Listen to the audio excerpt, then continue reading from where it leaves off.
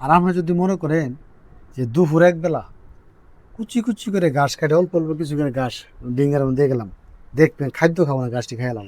যদি মনে করেন যে আমি ডেলি 1000 মুরগিরে 20 কেজি করে ঘাস খাওয়াম দুপুরে, খাওয়াইতে পারেন, খাদ্য খরচটা কমলো। সেটা ওইটা খাইলে ন্যাচারাল যে এই ঘাসটা খাইলে ওর বডির জন্য ভালো। 10 থেকে 12 লাখ টাকা 1000 লেয়ার পালতে খরচা ডিমের ফোন যাইতে ডিম পর্যন্ত যাইতে। তাহলে ওখানে আমি ডিম পাইতাছি 6 টাকা 7 টাকা, আর আমি এখানে 10 টাকার নিচে তো আর নিবেন না আপনারা। কোনটা?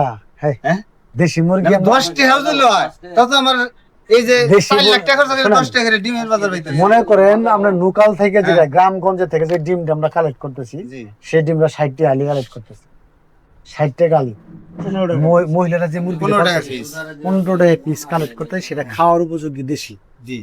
ওই ডিমটা আমাদের কাছে আশপাশে ছাটাই বাছাই করার পর ওই ডিমটারে বাঙ্গা চোরা ছোট সাইজ মানে আনসাইজ এগুলো বাচ্চা দিয়ে আমাদের কাছে ডিমের দাম পড়তেছে 22 টাকা।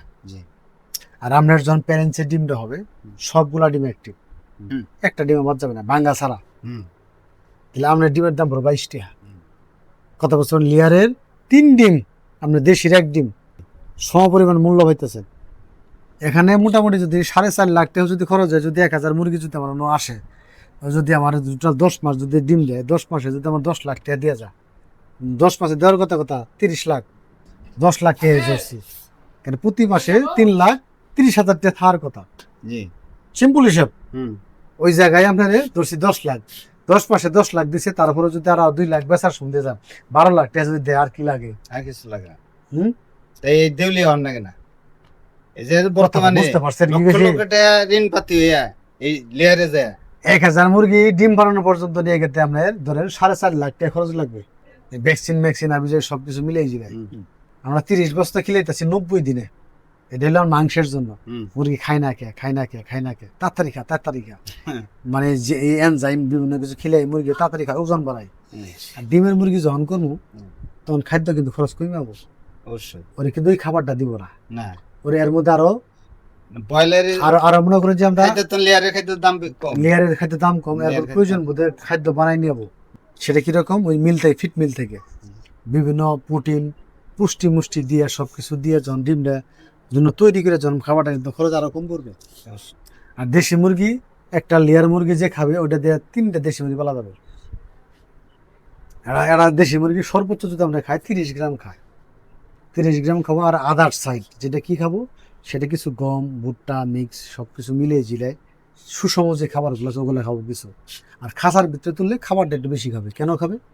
বাইরের যে লোকাল খাবারটা পাইতো, ঘাস পাইতো, পোকামাকড় পাইতো, এটা তো পাইতেছে না, ওটা তো শুধু ফিটের উপর নির্ভর করবে। ওখানে ধরে আমরা 40 গ্রাম খাবে। কথাটা বুঝতে পারছে? দেশি মুরগি কিন্তু খাবে একবার সীমিত 40 গ্রাম খাবে, আর লেয়ার খাবে 110 থেকে 20 গ্রাম, 110 থেকে 20 গ্রাম, 110 থেকে 20 গ্রাম যদি খায় তাহলে বস্তা কটা লাগতেছে? অনেক বস্তা। আমাদের একটা মুরগি, আমাদের যে দেশীয় যে হিসাবগুলো আছে, একটা মুরগি 60% খাবার খায় শুধু ঘাস, লোকাল খাবার, প্রাকৃতিক খাবার, 40% ফিট খালে যথেষ্ট, ওর জন্য পরিপূর্ণ। সারাদিন ঘুরে ঘুরে পোকামাকড় খাবে, এই ঘাস খাবে ওই ঘাস খাবে, হ্যাঁ বিভিন্ন কিছু খাবে। আর আমরা যদি মনে করেন যে দুপুর একবেলা কুচি কুচি করে ঘাস খাইতে অল্প অল্প কিছু করে ঘাস ডিঙ্গার মধ্যে গেলাম, দেখবেন খাদ্য খাবো না, ঘাসটি খাইলাম। যদি মনে করেন যে আমি ডেলি 1000 মুরগিরে 20 কেজি করে ঘাস খাওয়াম দুপুরে, খাওয়াইতে পারেন, খাদ্য খরচটা কমলো। সেটা ওইটা খাইলে ন্যাচারাল যে এই ঘাসটা খাইলে ওর বডির জন্য ভালো। সবকিছু মিলে আপনি 1000 মুরগি নিয়ে ট্রাই করবো চাইতেছেন, করেন, আল্লাহ ভরসা আপনি এটা অভিজ্ঞতা অর্জন করতে পারবেন।